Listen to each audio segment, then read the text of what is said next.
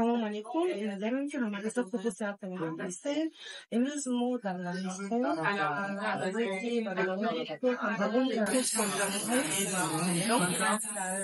یکی از شبکه‌های دانستانی که شبیه یالدا یعنی جشن این جماعت رو ایرانی زبان و مردم همزبانی تفسیر کرده که هستن. خیلی این آغاز برنامه هست، یعنی که برنامه دوری دراز می‌شود. من معلومات می‌دم از آقای برنامه تشکیل کرده هستن که متاسفانه در تاجیکستان شب یالدا اگر در زبان شوروی جشن گرفته نشد، اینها متاسفانه مملکت در سال آخر 10 سال در تاجیکستان این شب رو جشن نمیگیرن. شاید بعضی نفران در کانال‌های خود جشن میگیرن، لیکن در کل تاجیکستان سلامت باشن. تاکید کنیم در ادامه برنامه برای شما فرمی جدید پیشنهاد می‌کنیم. سلام علیکم. سلام علیکم. خوب هستین؟ تمام. شما کم در اینترویو گرام اوید شب یالدا معلومات میدادین و اویدی که امروز برنامه رو شما تشکیل کرده هستین. کم در معلومات. شب یالدا در واقع ما ایرانیان جشن میگیریم از سال‌هایان بسیار دور، به خاطر اینکه بلندترین شب در طول سال هست و ما اعتقاد داریم که بعد از در واقع طولانی‌ترین شب سال و تاریک‌ترین بالاخره ما میتونیم روشنایی رو بدیم و واقعا ایرانیان باستان هم به خدا و یک پرستی اعتقاد داشتن و در واقع یه نور امید هست. در ایران کلاً همه مردم جشن میگیرن این شب رو مردم همچنین شرایط افغانستان، تاجیکستان، ازبکستان و یه سری کشورهای دیگه مثل ایران جشن میگیرن. اطلاعی چند سال‌ها جشن میگیرن؟ در واقع ما هفته سوم در واقع سال سوم هست ما داریم جشن میگیریم در لهستان. بله. متاسفانه در تاجیکستان این رو رسما اعلام کرده هستن. در ایران که هر سال جشن میگیرن. هر سال. لیکن رسما بسیار مهم هست در ایران. بله. زنده باشین، در پناه خداوند باشین. دستتون درد رو نبیند.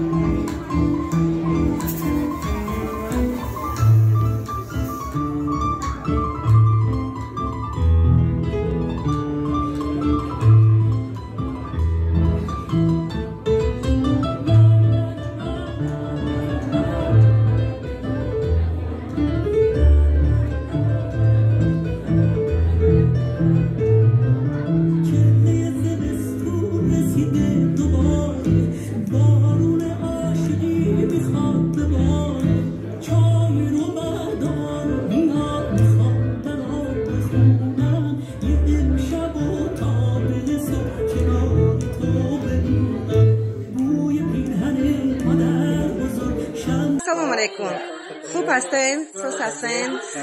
اسمتون چی است آقا؟ من مهدی هستم از ایران. معلومات اویدی شب یالدا کمتر میدادین؟ ما در ایران دست می‌داریم برای شب یالدا که همه کوچکترها به خونه بزرگترها میرن و در کنار آنها جشن میگیرن و انواع میوه مثل انگور، انار، هندوانه و دیگر میوه ها رو با هم میخورن و یکی از رسم هایی که ما داریم خواندن کتاب حافظه. ما دور هم جمع میشیم، فال حافظ میگیریم و به عبارتی شب یلدا بیانگر این است که هر چقدر هم تاریکی باشه که بلندترین شب سال هست، عاقبت به روشنایی میرسه و شب یلدا یعنی بوسه روشنایی و عطاری. خب شب یلدا رو فقط فارس زبان ها جشن میگیرن یا اینکه تمام کل مسلمان ها در همه دولت ها جشن میگیرن؟ شب یلدا رو اکثرا فارسی زبان ها جشن میگیرن. خب بهترین از در شب یلدا تنها هر سال 19 روز سنه 19 عصب اون که شب درستترین است. بله بعد یگان خوراک‌های مخصوص آماده میکنن و این شب یلدا نه کشورهای مختلف رسم‌های مختلفی دارن، ولی در ایران ما رسم داریم که حتما انار و هندوانه رو اونجا میخوریم و اگر امکان داشته باشه و توانایی داشته باشن فسنجون درست بکنن. فسنجون یک غذای ایرانی هست که مرغ را میپزن و همراه آجیل مثل گردو، مغز گردو و مغز بادام و آنها رو آسیاب میکنن و با همراه مرغ میپزن که بسیار خوشمزه. یعنی که عصر این شب یلدا رو جشن میگیرن، درست؟ بله. فکر میکنم برگرده به زمانهای قدیم که زرتشتیان قدیم هم جشن میگیرن. بله. آینه خیلی قدیمی. بله. پیش در ما هم میگرفتن بقید، در تاجیکستان هم میگرفتن. بله، کشورهای مثل تاجیکستان، افغانستان، ایران میدونم که شب یلدا رو جشن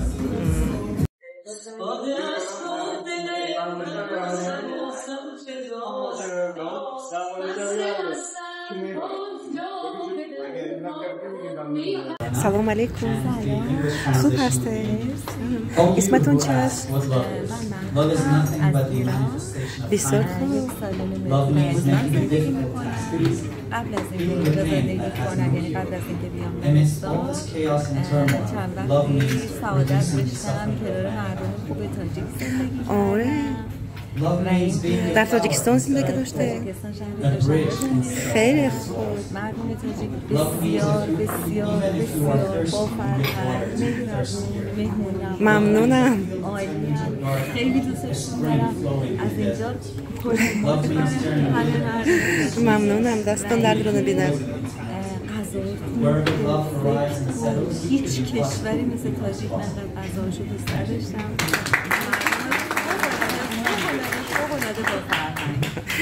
تشکر. دستان درد رو نبیند. اویدی شب یلدا کمتر معلومات میدادین؟ شب ما ایران جشن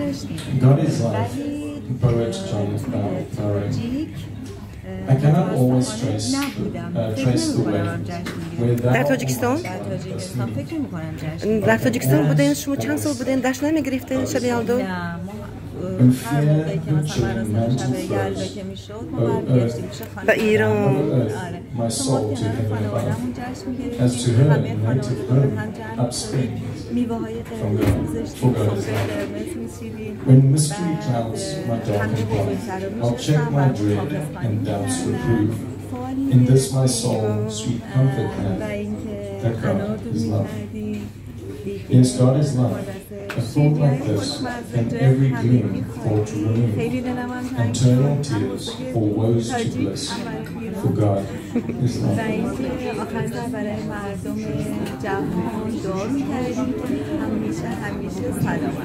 خوراکی مخصوص تیار میکردین در شب یلدا؟ آماده میکنین غذای مخصوص؟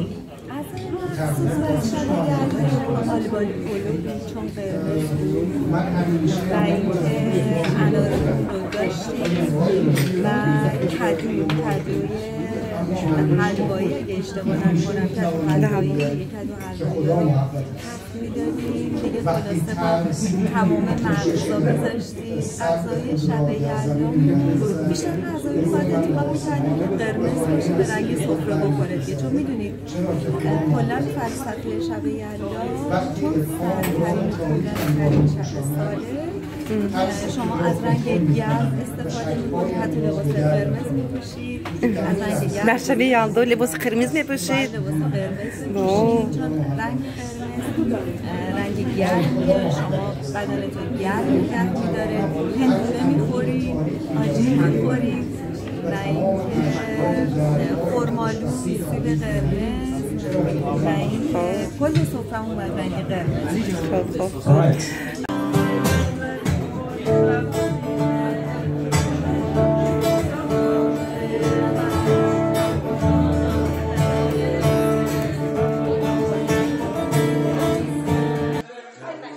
اسمتان چی هست؟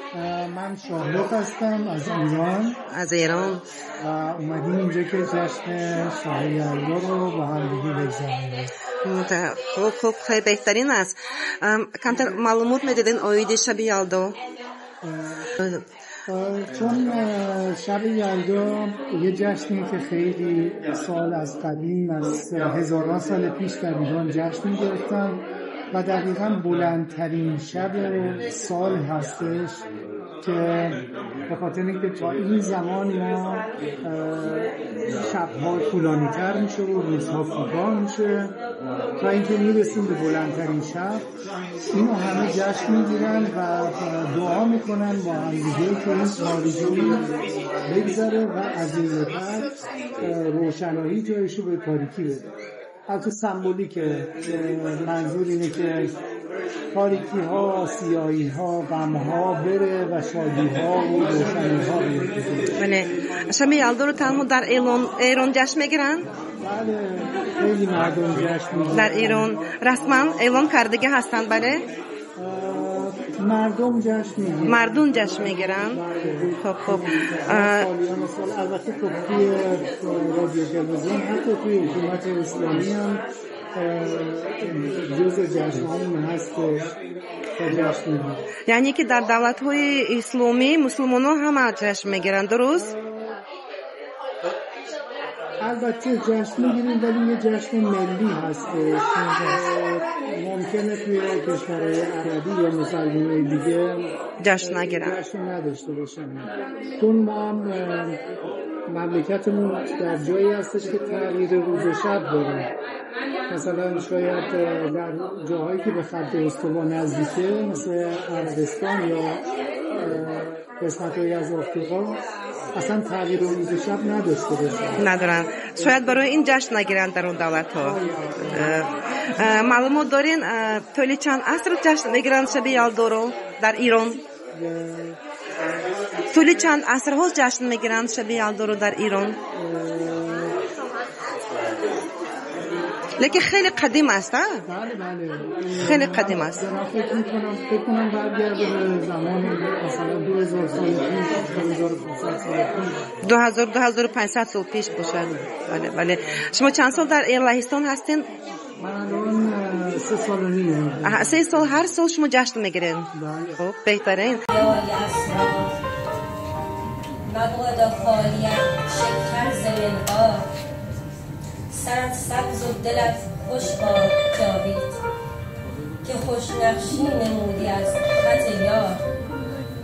سخن سربسته گفتی با حریفان، خدا را زین معما پرده بردار.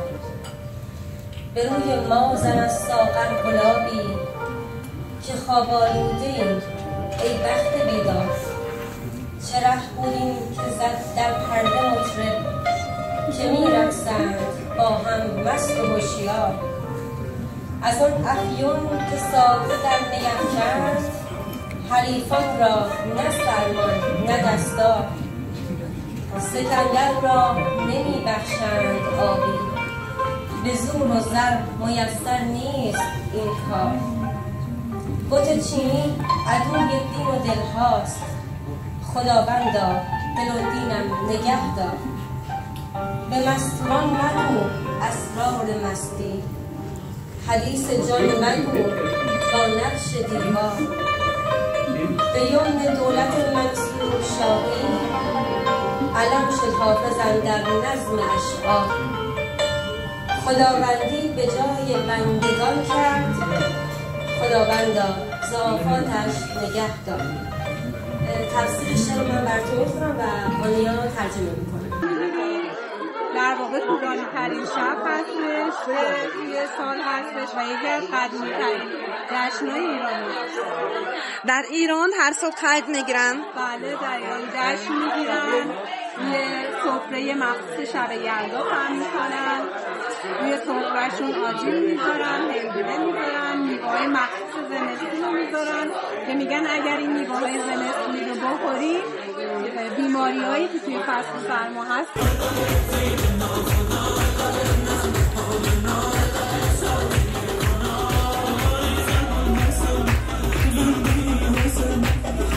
Yeah.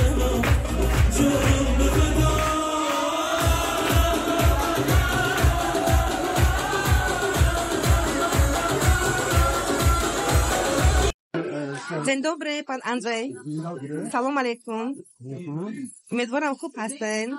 Proszę trochę informacji o nocy Jaldy, jak pan chce, po polsku albo po persku, nie ma różnicy. Proszę. بزبان فارسی ایرانیان در سرتاسر جهان جشن یلدا را در طولانی می‌کردن در این شب زمستانی در نیمکره شمالی برگزار می‌شود گرامی می‌دارند. جشن یلدا یکی از قدیم‌ترین جشن‌های ایرانی است که به دوران پیش از اسلام است و زمانی که بیشتر ایرانیان به آیین زرتشتی اعتقاد داشتند باز می‌کردند. Powiem coś teraz to samo po polsku. Tak, proszę. Więc tak, Irańczycy na całym świecie obchodzą święto Jalda, przypadające w najdłuższą noc przesilenia zimowego na półkuli północnym. Święto Jalda jest jednym z najstarszych perskich świąt sięgających czasów, gdy większość Persów wyznawała Zoroastra przed nadejściem islamu. Zaraz Dobrze. The sparrows should not be unaware of the sweetness of sugar from its beak, meaning that it should always speak the truth and sweetness in its word. حافظ آرزو می‌کند که همیشه ذهن و دل فرد خوش و شاد باشد و از طریق عشق به خدا و یار یعنی معشوق یا حقیقت زیبایی‌های زندگی را بیابد. حافظ به کسی که سخن را به طور مبهم و سربسته می‌گوید اشاره می‌کند و از او می‌خواهد که حقیقت را برای دیگران آشکار سازد. For some nice music, and then of course, what would be a night without some dancing. But before we get there, we are just going to have you guys hang on for a little longer.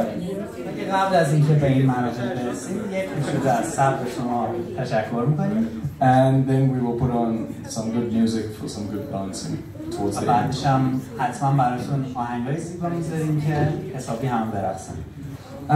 But yeah, my name is David John.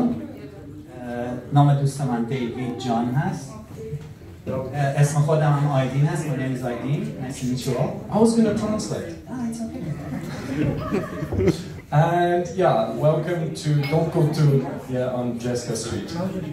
به خانه فرهنگ دون کلتور خوش آمدید. It's part of a beautiful organization known Owen that is running programs here. و این از سمت شرکت OM هست که اینجا رو میچرخونه و برنامه ها رو مدیریت و ارگانیزه میکنه. Some of you have been here before, so know a bit about us. بعضیاتون قبلا همراه ما بودین و ما رو میشناسین. But those that do not know, we really have this place here for people from different cultures and nations to come and feel at home. و برای کسانی که از قبل با ما نبودن، اینجا برای همگان هست از همه فرهنگ‌ها و رنگ‌های مختلف.